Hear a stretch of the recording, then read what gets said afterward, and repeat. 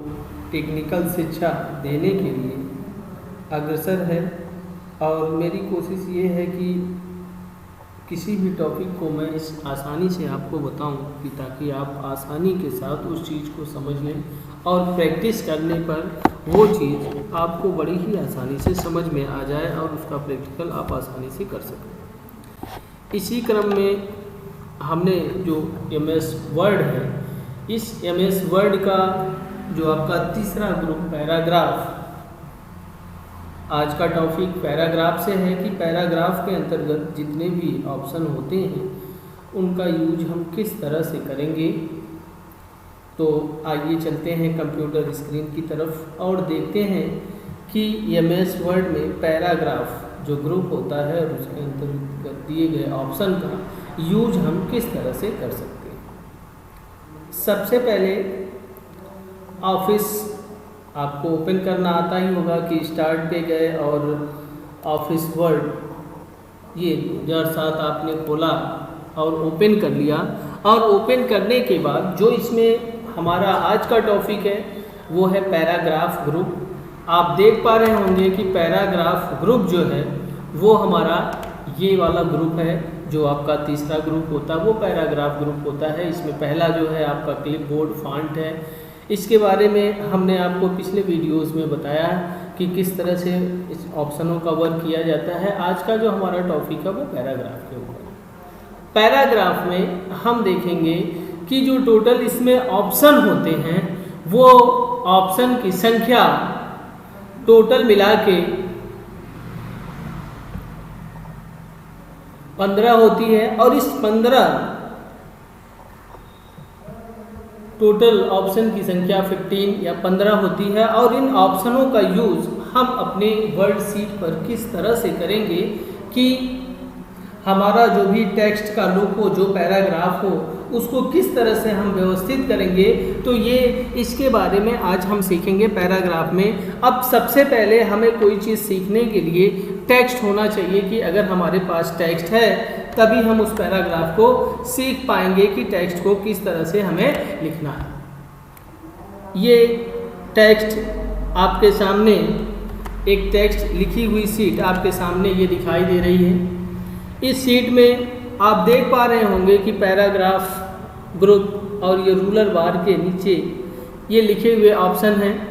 अब इस टेक्स्ट में हम ये देखेंगे कि जो इसका सबसे पहला ऑप्शन है, ऑप्शन पे हम जाएंगे, माउस का कर्सर जैसे हम ले जाते हैं वैसे ही वहाँ पे उस ऑप्शन का नाम और इस ऑप्शन का यूज़ क्या है वो चीज़ें लिख के हमें दिखाई देनी जाती हैं। जिसमें हम देख पा रहे होंगे आप कि पहला जो ऑप्शन है वो बुलेट्स है। बुलेट्स का मतलब होता है कि किसी लाइन के पहले कोई सिंबल, कोई ट्रिक मार्क, ऐसी चीज़ों को लगा। अब जो ये हमारा लिखे हुए टेक्स्ट है, अगर इस टेक्स्ट के पहले हमें कुछ लाइनें या बुलेट्स को लगाना है तो हम क्या करेंगे कि उन ऑप्शन को हम सेलेक्ट कर लेंगे और सेलेक्ट करने के बाद हम यहाँ पे जाके और जो भी बुलेट्स का सिंबल है जिस तरह से हम लगाना चाहें वो यहाँ से हम ले सकते हैं और उस सिंबल को लगा सकते हैं। और आप जैसे ही जितने भी एरिया को हमने सेलेक्ट किया और जैसे इस बुलेट्स को अप्लाई किया तो आप देख पा रहे होंगे कि हर लाइन के पहले बुलेट्स लग चुके हैं। अब दूसरी लाइन में अगर आप ये चाह रहे हैं कि नहीं हमें दूसरे सिंबल को लगाना है तो आप यहाँ से कोई दूसरा सिंबल भी ले सकते हैं और उस सिंबल को यहाँ लगा सकते हैं। तो देखिए पहले लाइन में बुलेट्स अलग सिंबल है और दूसरे लाइन के बुलेट्स के अलग सिंबल हैं। और अगर आप तीसरी लाइन में भी चाह रहे हैं कि इसको अलग हमें रखना है तो यहाँ से जाके आप बुलेट्स का तीसरा भी कोई भी यहाँ से इमेज पिक्चर आप यहाँ से ले सकते हैं और उसको यहाँ पे लगा सकते हैं इस तरह से। तो ये काम करते हैं बुलेट्स के अंतर्गत जो पैराग्राफ का पहला ऑप्शन होता है। और अगर आप ये चाह रहे हैं कि अब हमें इसे हटाना है, इसको यहाँ पे नहीं दिखना चाहिए, तो उसके लिए आप क्या करेंगे, यहाँ से फिर आप सेलेक्ट करेंगे। सेलेक्ट के लिए हमने आपको बताया था कि या तो माउस का लेफ्ट बटन दबा के आप स्क्रॉल कर सकते हैं या कीबोर्ड से Ctrl A कर सकते हैं या आप कीबोर्ड से शिफ्ट बटन दबा के और एरो कीज की मदद से भी आप सेलेक्ट कर सकते हैं। अब सेलेक्ट करने के बाद हमें ये बुलेट्स का जो भी सिंबल है इसको हमें हटाना है। तो इसके लिए हम क्या करेंगे, वापस से हम इस कंटेंट को सेलेक्ट करेंगे और सेलेक्ट करने के बाद हम बुलेट्स वाले ऑप्शन में जाएंगे और यहाँ पे आप देख पा रहे हो कि नन का ऑप्शन यहाँ पे दिख रहा है। और जैसे ही हम क्लिक करेंगे यहाँ पे तो ये देखिए बुलेट्स जो भी लगा हुआ था लाइनों के पहले वो सारी चीज़ें हट चुकी हैं। अब इसी में दूसरा ऑप्शन आपका होता है नंबरिंग देना। ये बुलेट्स है और दूसरा नंबरिंग होता है, दोनों का कॉन्सेप्ट सेम है, बस फर्क यही होता है कि जो बुलेट्स हम देते हैं उसमें हमें सिंबल को देना होता है और नंबरिंग का मतलब है इसमें आप नंबर फॉर्मेट को दे सकते हैं। अब इस ऑप्शन पे हम जैसे ही क्लिक करेंगे तो आप देख पा रहे होंगे कि यहाँ पे नंबर फॉर्मेट अलग अलग है, रोमन में है, 1 2 में है, ABC में है, इस तरह से अलग अलग फॉर्मेट नंबरिंग के हैं जिसको हम चाह के भी अपने पैराग्राफ पे अप्लाई कर सकते हैं। अब जैसे अगर मुझे पहले नंबर को लेना है तो आप यहाँ पे जाएंगे पहले नंबर पे और पहले नंबर पे जाने के बाद हम ये चाह रहे हैं कि इसको यहाँ से सही कर लें। तो उसके लिए हम क्या करेंगे कि इस कंटेंट को यहाँ से हम सेलेक्ट कर लेते हैं, जितने भी एरिया पे हमें नंबरिंग लगाना है उतनी एरिया को हमने सेलेक्ट किया और यहाँ पे गए और जैसे हमने क्लिक किया तो देखिए जो फर्स्ट नंबर पे नंबरिंग फॉर्मेट है वो उस पर अप्लाई हो चुका है। अगर आप ये चाह रहे हैं कि इसके नीचे के पैराग्राफ पे कोई दूसरी नंबरिंग फॉर्मेट लगे तो उसको अलग सेलेक्ट कर लेंगे और नंबर पे जाएंगे और वहाँ से आप नंबरिंग को दे सकते हैं। तो आप देख पा रहे होंगे कि जो टेक्स्ट लिखा हुआ है इस टेक्स्ट में पहले 5 लाइनें 1 2 के फॉर्म में हैं और दूसरी 5 लाइनें ABC के फॉर्म में हैं। तो यहाँ से आप अपने अनुसार जैसे भी टेक्स्ट पे नंबरिंग आप देना चाह रहे हैं वो नंबरिंग आप यहाँ से दे सकते हैं। अगर लास्ट की ये 2 लाइनों पे अगर आप चाह रहे हैं कि हमें रोमन अंक में देना है तो वापस से आप इसमें जाइए और रोमन वाले फॉर्मेट को यहाँ से सेलेक्ट कर लेंगे। तो आप देख पा रहे होंगे कि ये लास्ट की 2 लाइनें वो रोमन फॉर्मेट में चेंज हो गई। तो ये इसका यूज़ करते हैं हम नंबरिंग के लिए। अब आप ये चाह रहे हैं कि इसको तो हमने लगा लिया लेकिन इसको हटाएंगे कैसे, तो हटाने के लिए फिर वही प्रोसीजर है कि आप पूरे को सेलेक्ट करिए, वापस इस एरो पे जाइए और जहाँ पे भी नन का अगर ऑप्शन आपको दिख रहा है यहाँ पे क्लिक कर दीजिए। तो आप देख पा रहे होंगे कि जो नंबरिंग का फॉर्मेट है वो सारी चीज़ें आपकी हट चुकी हैं।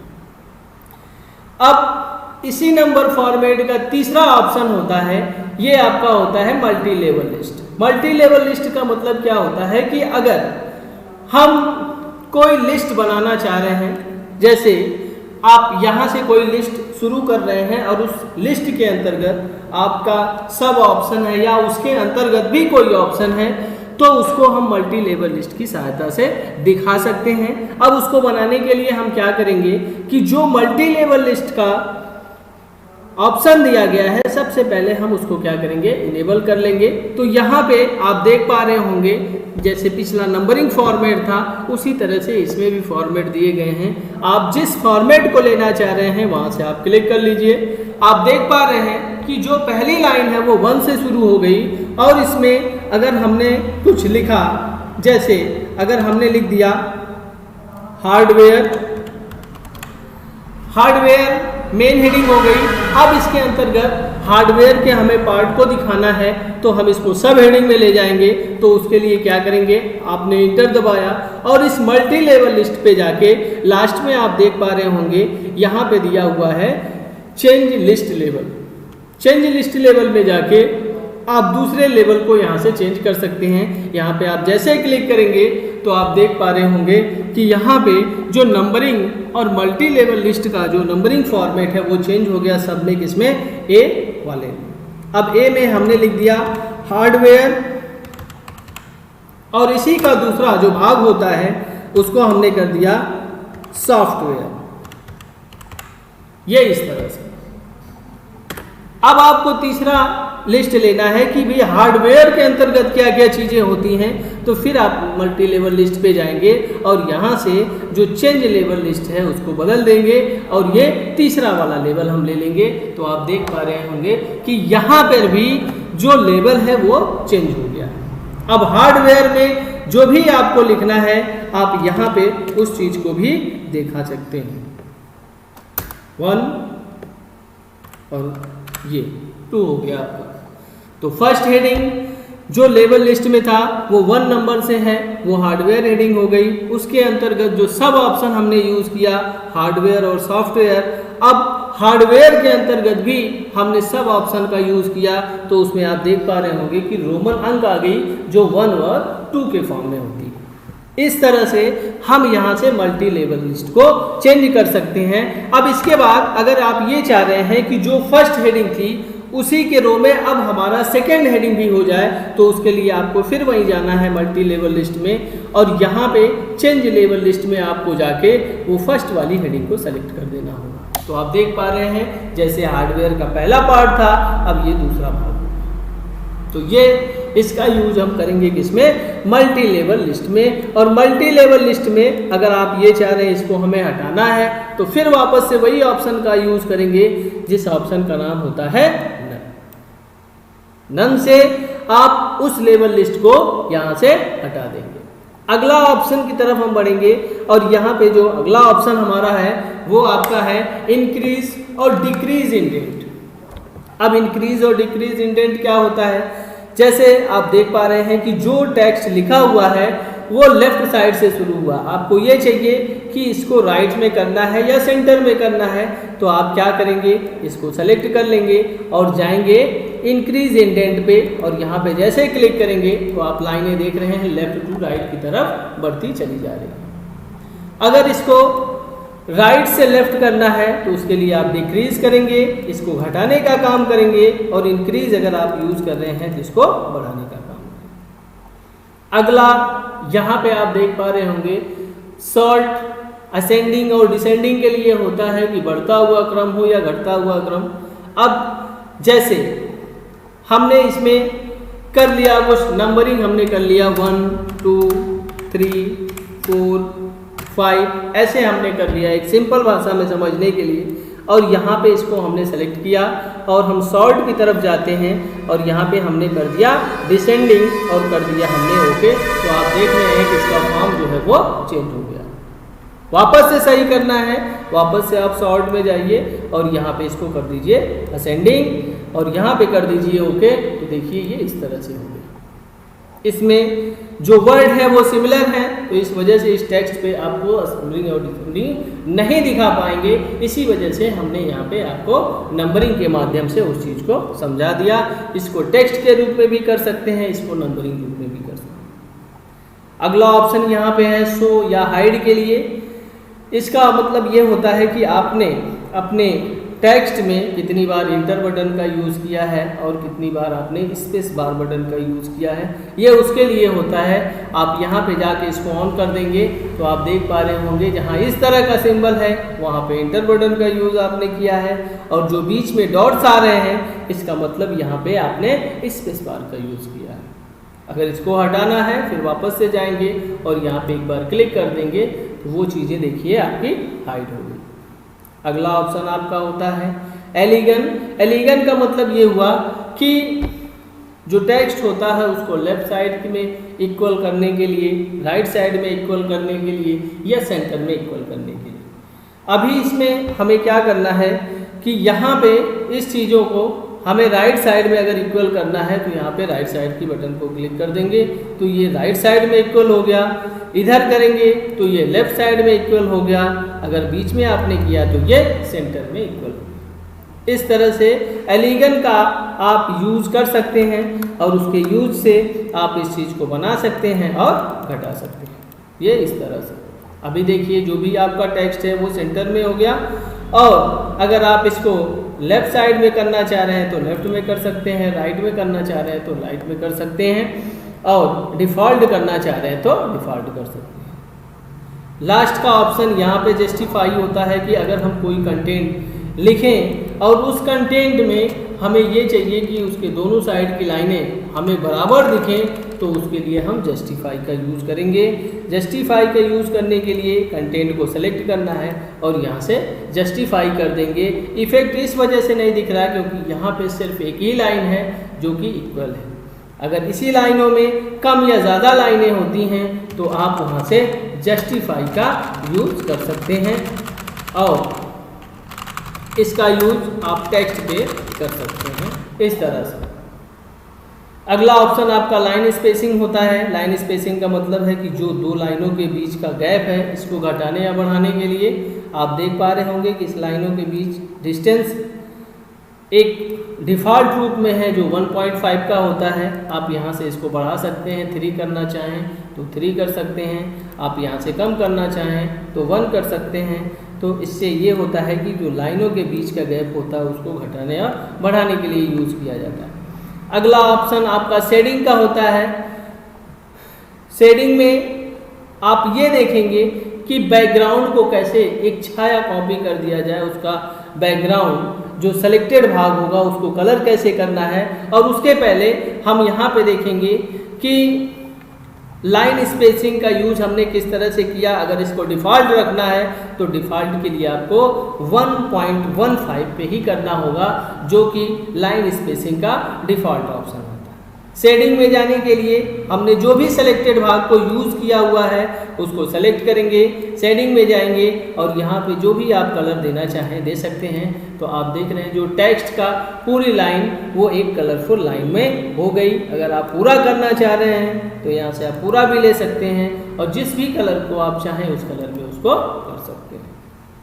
अगला ऑप्शन आपका होता है बॉर्डर के लिए। अब इस टेक्स्ट में कहीं भी अगर आपको बॉर्डर लगाना है, लाइन पे लगाना है, टोटल लगाना है, पैराग्राफ पे लगाना है तो यहाँ से आप उसको बॉर्डर लगा सकते हैं। उतने एरिया को आपको सेलेक्ट करना है, ऑल बॉर्डर पे जाना है और यहाँ से आप बॉर्डर लगा सकते हैं। देखिए हर लाइनें एक बॉर्डर में आ गई और इसमें इसी मेथड के तमाम बॉर्डर्स दिए हुए हैं। एक एक की प्रैक्टिस करके आप इसको आसानी से देख सकते हैं और समझ सकते हैं।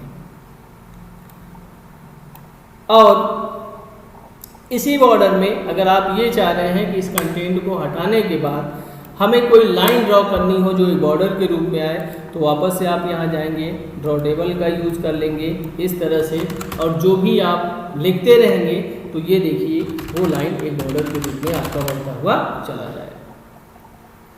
आगे पैराग्राफ के बाद आप पेज लेआउट में भी बॉर्डर को हम देखेंगे कि वहाँ पे बॉर्डर पूरे पेज पे किस तरह से बेहतर इफेक्ट के साथ यूज किया जाता है। और ये तो नॉर्मल बॉर्डर की बात हुई, इसको एडवांस रूप में हम पढ़ेंगे जब हमारा पेज लेआउट आएगा, वहाँ पे भी बॉर्डर ऑप्शन को हम देखेंगे और वो किस तरह से यूज होता है, फिर वहाँ पे भी हम इसके बारे में चर्चा करेंगे। आप पूरे बॉर्डर को अगर आपको हटाना हुआ तो आप डिलीट बटन का यूज करके बॉर्डर को हटा सकते हैं या बॉर्डर पे जाके आप यहाँ पे नो बॉर्डर कर सकते हैं तो वो आपका बॉर्डर हट जाएगा। इस तरह से आप no border, border, all border का आप यूज कर सके इन सब चीज़ों के इफ़ेक्ट को हम देख सकते हैं। उम्मीद है कि ये टॉपिक आपको समझ में आया होगा। फिर मिलेंगे अगले वीडियो की तरफ। जय हिंद, जय भारत।